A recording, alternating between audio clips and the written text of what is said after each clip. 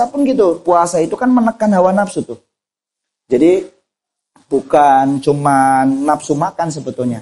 Tapi ketika kita berpuasa, hawa-hawa dari apa yang kita lihat kita jaga, apa yang kita dengar kita jaga. Yang puasa itu bukan cuma perut, tapi segala aspek yang dituntunkan oleh dulu-dulu itu. Tapi kalau kita berspiritual artinya menyiapkan diri kita untuk mengendarai itu, kendaraan itu akan menjadi suatu hal yang lebih bermanfaat dibanding harus trek-trekan.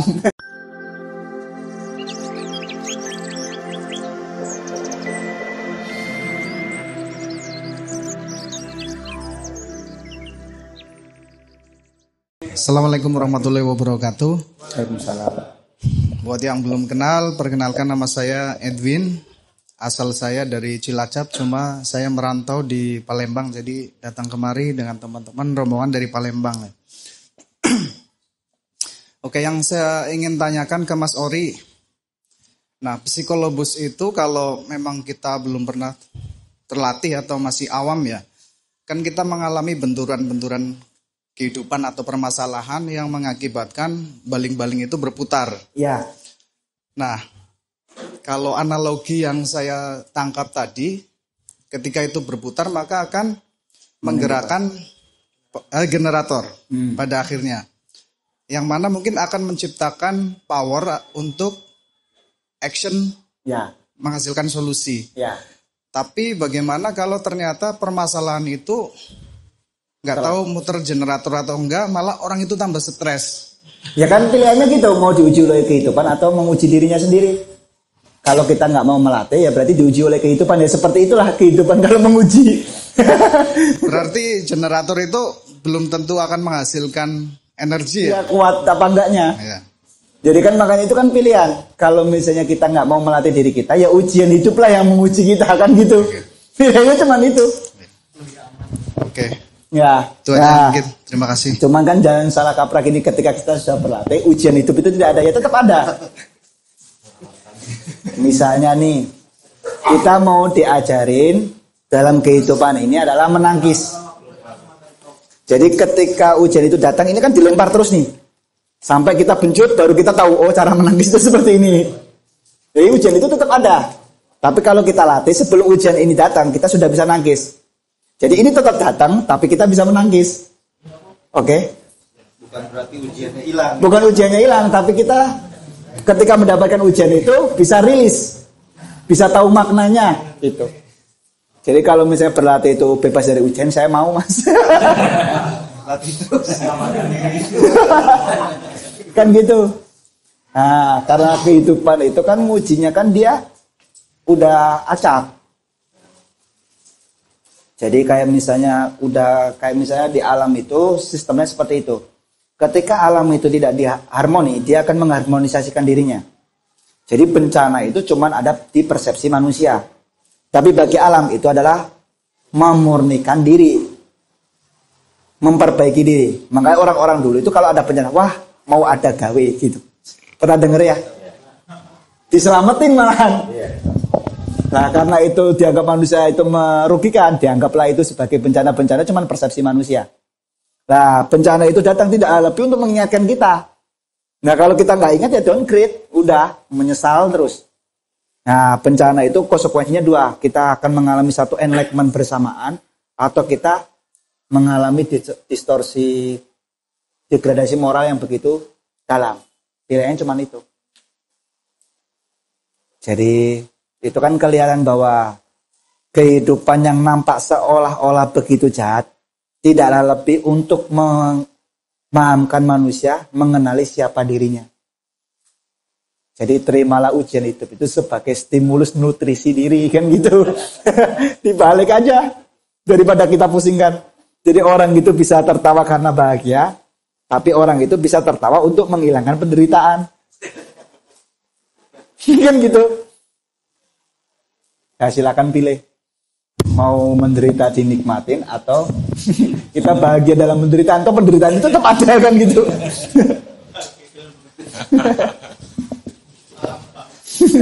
Ada lagi teman-teman.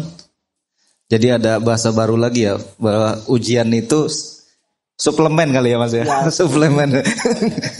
Silakan Mas. Mas Rina ya. Cek. Assalamualaikum warahmatullahi wabarakatuh. Salam kenal teman-teman semua. Nama saya Azam. Saya tinggal di Kemiling. Asli saya dari Tuban, Jawa Timur. Satu daerah sama Mas Ori. Pertanyaan saya jadi gini Mas Ori. Saya tertarik dengan konsep puasa sebenarnya. Banyak literatur yang menerangkan bahwa orang dulu itu meningkatkan potensi dirinya itu dengan berpuasa, sehingga menjadi waskito atau banyak yang sakti malah. Nah, pertanyaan Mas Ori, sebenarnya apa yang terjadi dalam tubuh kita itu kalau kita puasa, dan yang kedua apa bedanya puasa orang dulu sama orang sekarang? Nah, kebanyakan orang sekarang yang puasa kan paling buka kapan kayak gitu kan. Cuman mengolah apa yang kita dapat saat puasa itu kan kita belum banyak yang tahu seperti itu. Jadi mohon penjelasannya, sorry. Makasih. Ya, kalau dulu itu kan sama kayak melek bengi. Itu kan sebetulnya men-stressing diri tuh. Secara mental maupun fisik. Kan di-stressing tuh. Karena mungkin dulu belum ada gerakan senam. Jadi di-stressingnya lewat melek malam, wirid, beribu-ribu itu kan sebetulnya men-stressing diri. Melatih dirinya. Puasa pun sama, melatih diri, menekan hawa nafsu. Lah kita pun kalau senam pun menekan hawa nafsu. Bayangin kita udah gerakan gini, udah ambekan, udah kan ngerasain sendiri kan Mas ya. Tapi kita terus berjuang. Itu simulasi hidup sebetulnya. Hal yang paling utama, yang paling sensitif dalam kehidupan ini itu adalah nafas. Karena nafas itu sangat sensitif, kita sering melupakannya. Padahal itu paling sensitif. Orang itu tidak bisa makan, tidak makan 2 jam. Nggak nafas 20 menit lah. Ya, artinya kan kita selama ini tidak pernah menikmati nafas itu. Nah, waktu kita gerakan itu kan sama halnya kayak kita berjuang untuk hidup. Kan ngerasain ya Mas ya, gimana? Gini udah mau ini, tapi kita tetap meneruskan perjuangan kita. Itu kan simulasi sebetulnya dalam kehidupan kita. Termasuk puasa pun gitu. Puasa itu kan menekan hawa nafsu tuh. Jadi bukan cuma nafsu makan sebetulnya. Tapi ketika kita berpuasa, hawa-hawa dari apa yang kita lihat, kita jaga. Apa yang kita dengar, kita jaga. Yang puasa itu bukan cuma perut. Tapi segala aspek yang dituntunkan oleh dulu-dulu itu. Ada kan yang puasa melihat cahaya. Puasa meteng, apa ya? Ada nggak di sini? Peteng. Ya kan ada ya istilahnya kayak gitu. Atau puasa tidak mendengarkan apa-apa. Itu kan artinya dia mencoba untuk menghadirkan dirinya pada tubuh fisik ini. Jadi merasakan tubuh fisik ini. Nah, kita itu sering terlena ketika kita seperti ini. Kita tidak merasakan tubuh kita. Nah, kalau orang-orang dulu itu mencoba untuk musahabah ya. Artinya kalau di Islam itu ya menyendiri ya. Nah, itu kan artinya dia menghadirkan dirinya, merasakan sepenuhnya dirinya, merasakan bagaimana tangan, telinga, hidung, matanya itu dirasakan.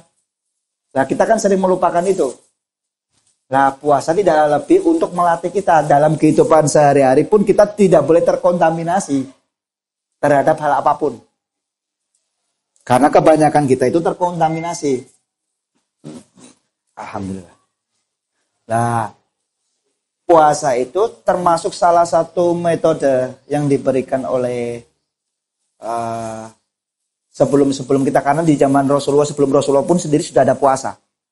Satu metode untuk men-stressing diri, menekan hawa-hawa nafsu kita. Karena kan di tubuh kita ini kan ada tubuh biologis.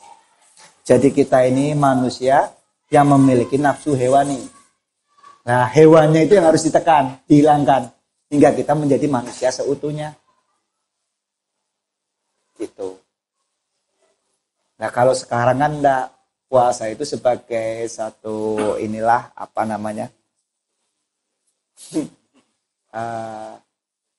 ya istilahnya cuman dibuat formalitas kebanyakan. ya namanya dinamika kan kita juga nggak tahu ya hati seseorang ya. Ya mudah-mudahan masih banyak teman-teman yang memang mendalamin puasa itu seperti apa maknanya. Karena itu kan jelas tuh, dari 1 tahun kita cuma diminta untuk puasa 1 bulan. Nah itu kan artinya akumulasi hawa-hawa nafsu kita selama 11 bulan itu kan begitu kompleks. Dimurnikanlah waktu puasa. Hingga akhirnya kan ketika kita Idul Fitri seperti lahir kembali. Seperti murni kembali. Nah siapa yang suka puasa? Nggak ada yang bilang suka puasa. Semua juga nggak ada yang suka sebetulnya. Kan seolah-olah aja ya Allah alhamdulillah Ramadan tiba gitu. Padahal Itu puasa lagi gitu. itu pernyataan munafik itu sebenarnya. Nah kan yang paling berkesan itu adalah ketika kita tidak suka tapi Allah menyuruh kita. Itu yang paling utama kita lakukan. Lah kalau itu kita suka, Allah suka, nggak perlu disuruh. Menikah misalnya, kan udah nggak usah disuruh, karena kita suka. Iya. Lah kalau hal yang kita tidak suka, tapi diperintah Allah, kita tetap melakukan. Lah itu apresiasi yang tinggi. Tetap ada hubungannya. Kan sama men-stressing itu, psikologis itu. Jadi ada muncul energi. Nah energi itu kan banyak itu fungsinya di dalam tubuh kita. Bisa menjadi nutrisi, bisa menjadi satu bentuk vitamin-vitamin yang dibutuhkan. Jadi kalau lihat itu, seseorang yang melatih biofil atau energinya itu dibedakan ketika beliau tes ATP, itu berbeda Pak. Jadi ketika kita tes ke dokter ya, ATP kita biasanya lebih tinggi daripada orang yang tidak mengelola energi. Jadi secara tubuh biologis pun ada manfaatnya.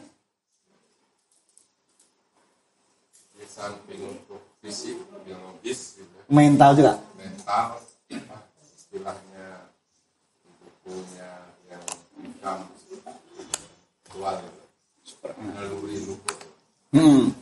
Membentuk itu juga. Iya. Naluri. Kan jadi gini Pak. Energi itu sama dengan, ini analogi saya, seperti jembatan atau seperti sungai yang mengarahkan kita pada hulu. Hilirnya kan adalah tubuh fisik. Sungainya itu adalah energi. Ketika kita mengendalamin energi, kita akan dibawakan ke hulunya. Sumber dari segala sumber. Jadi belajar energi, kan ketika ditanya Mas Ori belajar spiritual di mana? Saya pun bingung. Oh ini tuh yang disebut spiritual gitu. Jadi makanya saya bilang ke teman-teman, saya ini cuma dituduh orang spiritual gitu. Ya yang saya pelajari ya cuma metode energi gitu. Ya tapi dianggap orang-orang loh, ini pemahaman yang cukup tinggi. Ya saya kan bingung. Karena saya juga nggak pernah tahu level-level pemahaman rendah itu gimana, tinggi itu gimana. Ya menurut saya bahwa setiap manusia wajib untuk mengenali ini. Jadi ibarat spiritual itu adalah satu pembentukan kesiapan diri. Artinya melatih diri. Agama itu adalah kendaraan. Ketika kita mengendarai agama tapi kita belum siap, ya ugal-ugalan. Karena kita tidak tahu gas, gak tahu rem, blayer lah gitu, ngeng gitu. Tapi kalau kita berspiritual artinya menyiapkan diri kita untuk mengendarai itu, kendaraan itu akan menjadi suatu hal yang lebih bermanfaat dibanding harus trek-trekan. Nah, analoginya kayak gitu. Jadi kan makanya masih penting beragama dan berspiritual itu sangat penting, tidak bisa dipisahkan. Kan ada tuh orang beragama itu karena dia belum dewasa, kan gitu. Orang yang spiritual tidak perlu agama, kan jadi ini yang menjadi noise. Kata siapa nggak butuh? Kalau kamu sudah meninggal nggak butuh agama, tapi karena kita masih hidup dan karena saya sendiri masih menyadari bahwa diri saya ini masih lalai, saya butuh pegangan itu. Ya terserah orang lain kalau nggak mau butuh itu ya nggak masalah, saya nggak mau berdebat soal itu. Karena saya sendiri masih merasa zolim, masih sering lupa, jadi saya butuh pijakan pegangan, kan gitu. Jadi kan menurut saya tetap penting. Tapi kalau orang lain dianggap nggak penting ya terserah, kayak gitu. Jadi bisa bersamaan jalannya.